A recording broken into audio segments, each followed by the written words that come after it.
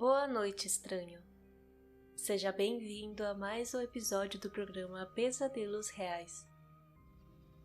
Um podcast onde os seus piores pesadelos se tornarão realidade. Eu sou Noroko e hoje teremos um programa especial, pois com este episódio se encerra a primeira temporada deste podcast. Então coloque os fones de ouvido, apague as luzes e viaje comigo para dentro desta história. O Homem do Chapéu. Isto aconteceu no ano de 2017, quando as minhas experiências com a paralisia do sono começaram a se manifestar, principalmente por conta do estresse e da insônia que eu estava sofrendo.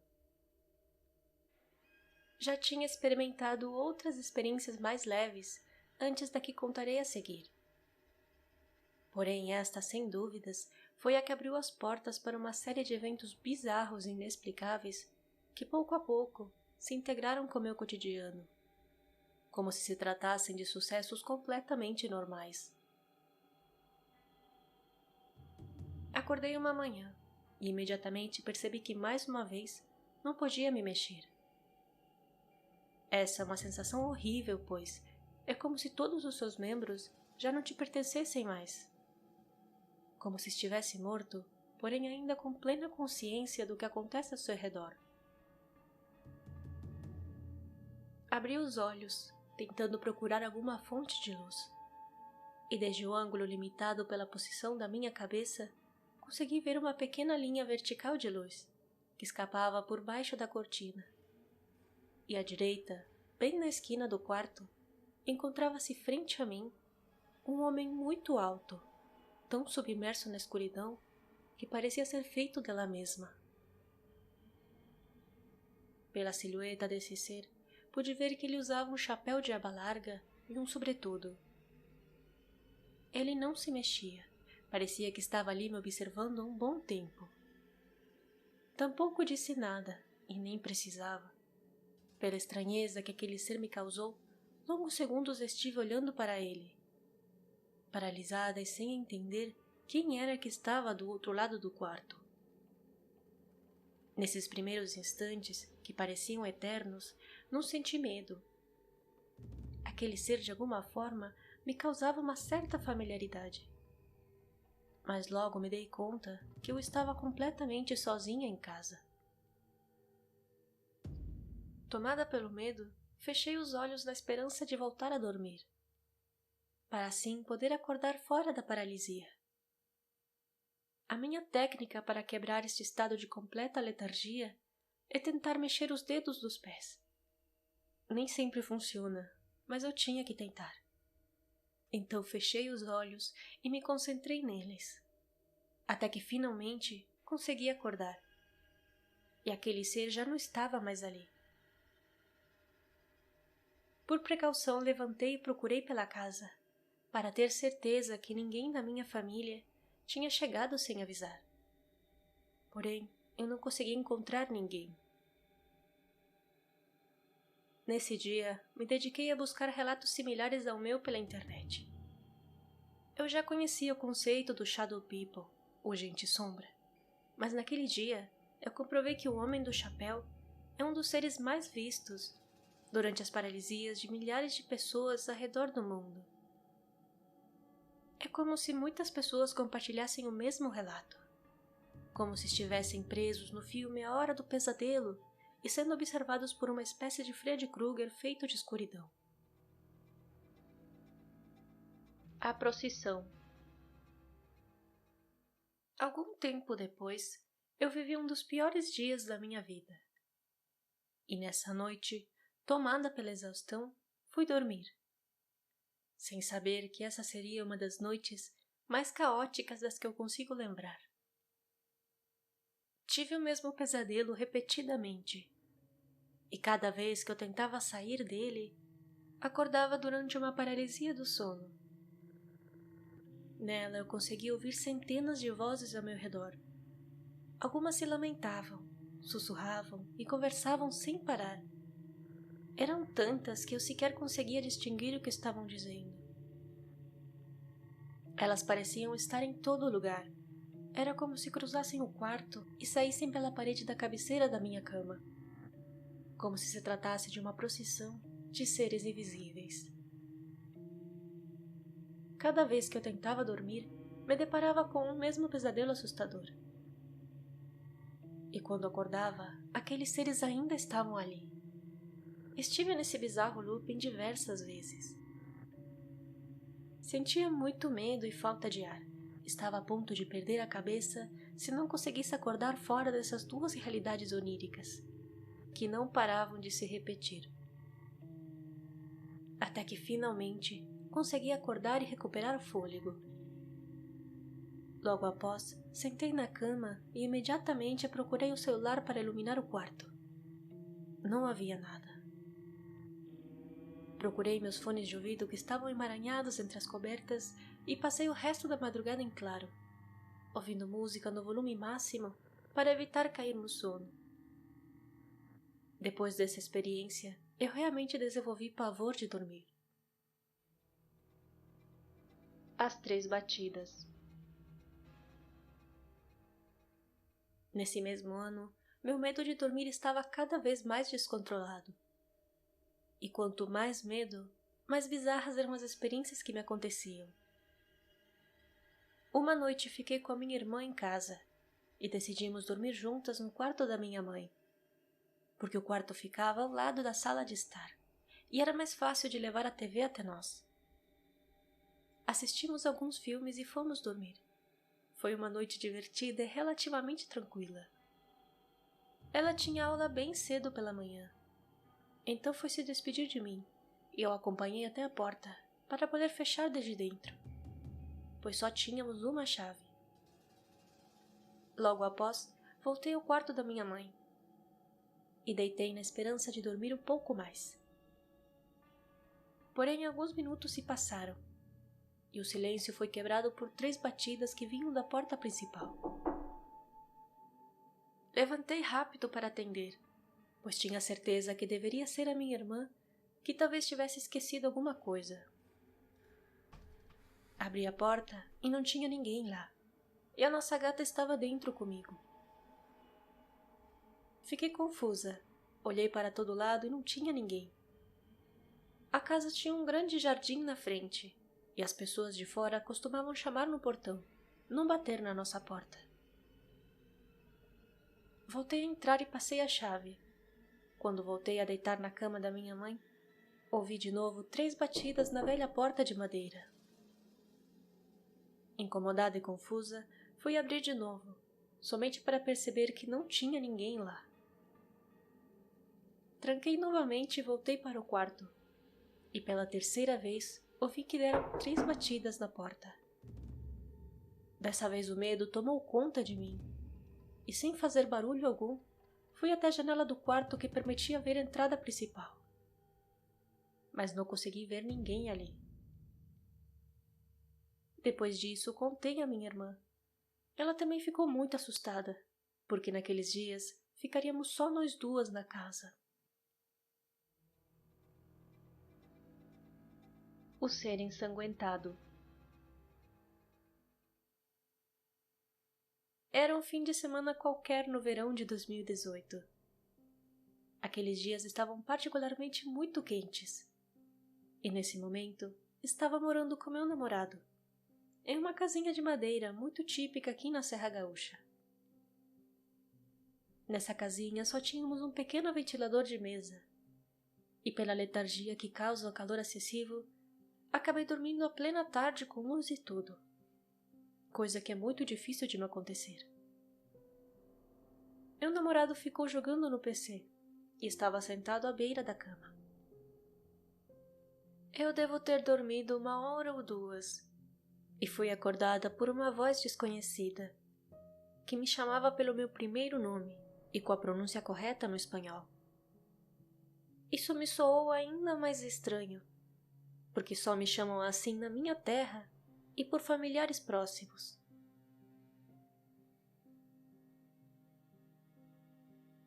Abri os olhos para entender o que se passava e percebi que não podia me mexer. Estava novamente uma paralisia do sono. Tudo aquilo estava recomeçando ali. Pelo ângulo em que a minha cabeça estava, consegui enxergar um homem alto, com roupas brancas ensanguentadas e cheias de terra. Não consegui ver o rosto porque a minha cabeça estava apoiada no travesseiro, e pelo ângulo só alcançava ver até o peito do homem.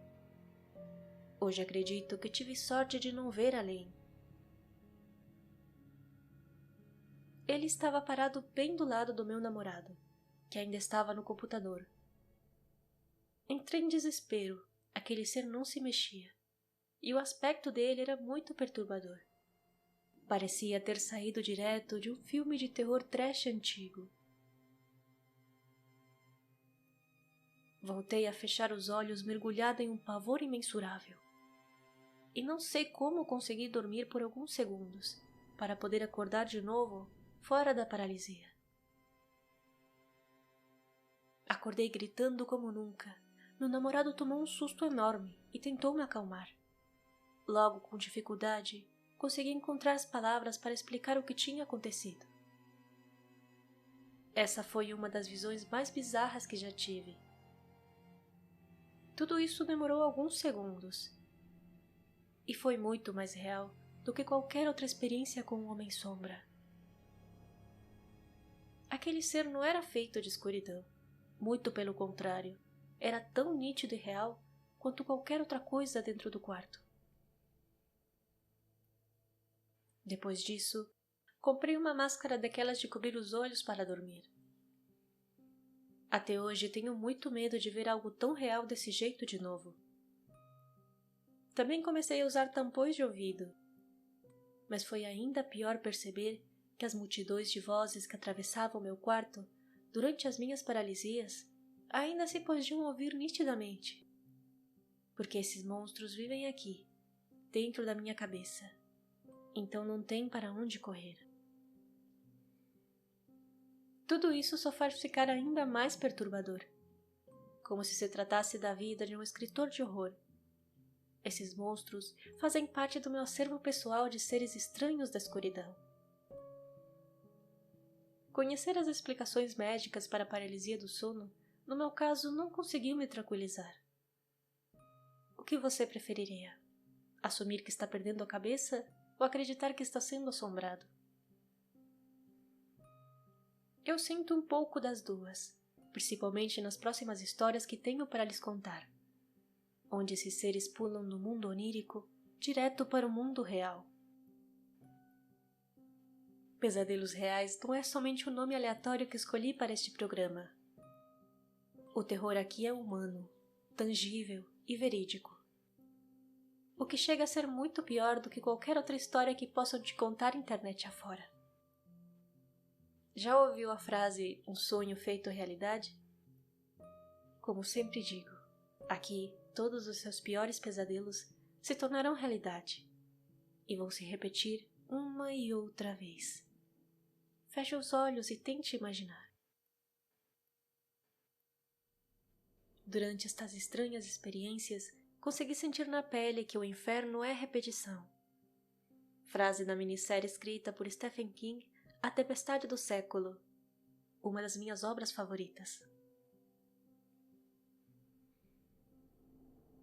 Um filme, livro ou programa de terror pode fazer seu coração disparar, mas você pode pelo menos descansar depois, com a certeza de que foi somente uma obra de ficção. Mas às vezes o mundo real fica mais assustador do que qualquer outra coisa que o Stephen King poderia imaginar. Sempre amei o gênero do terror. Lembro que desde criança adorava ficar até tarde para assistir os filmes que passavam na TV. Tivemos uma em preto e branco por muito tempo, e talvez por isso ame ainda mais os filmes antigos do gênero, e tudo que seja retrô e nostálgico. Quando decidi criar o podcast, a princípios deste ano, não tinha grandes pretensões. Estava viciada em ouvir programas de terror, principalmente um em particular, que se chama La Mano Peluda, um programa de rádio terror que se transmite desde o México para o mundo desde 1995. Nesse programa, os ouvintes costumam ligar e contar seus próprios relatos. Também ouvia, e ainda ouço, vários podcasts de terror, principalmente em espanhol. E fiquei apaixonada pelo conceito renovado do que poderia ser um programa de rádio, pois tem um sentido e uma sensibilidade completamente diferente de um vídeo no YouTube, por exemplo. Uma história bem narrada, bem ambientada, pode te levar longe. É verdade que uma imagem pode dizer mais de 1000 palavras. Porém, com as palavras certas, ditas da forma adequada, podem chegar ao subconsciente de quem ouve e podem reavivar o seu lado mais sombrio, onde o seu terror mais profundo faz morada. Então já não se faz necessário o uso de imagens, pois elas sozinhas surgem em sua mente, e assim conseguimos experimentar outras realidades e nos desconectamos desse mundinho do consumo rápido. O conteúdo nas redes sociais cada vez é mais rápido hoje em dia, cada vez é mais descartável e esquecível. E se tem uma coisa a que eu me apeguei nesse último ano, é os programas longos. Poder se entreter por horas enquanto fazemos outras coisas. Agora entendo por que nossos avós tanto amavam ficar com o radinho ligado o dia inteiro. Quando decidi começar o podcast, soube que não era só querer. Tinha que envolver muito estudo, porque como todo conceito novo, é melhor começar sabendo com o que estamos lidando. A criação deste programa me trouxe muita satisfação, pois aprendi muita coisa que nem imaginava que gostaria de aprender. Peguei gosto pelo tratamento de áudio e estou cogitando aprender ainda mais, para poder dar vida a outros projetos paralelos. Mas isso só o tempo dirá. O podcast Pesadelos Reais não fará uma pausa muito demorada, entre esta temporada e a próxima.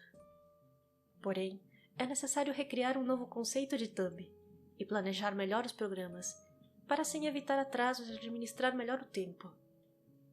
Somente assim poderia planejar outros projetos e estudar ainda mais para melhorar o podcast. Se você ouviu até aqui, permita-me lhe agradecer. Em breve teremos uma nova temporada que virá renovada e cheia de novidades. Considere me seguir no Instagram, no @podcast Pesadelos Reais. Lá estarei avisando cada vez que houver um novo episódio. Compartilhe este podcast com seus amigos para me ajudar a chegar a mais estranhos como você. Também lhe convido a ouvir este e os demais episódios no aplicativo da Aurelo, pois lá, com cada play, você estará contribuindo de forma gratuita com este podcast.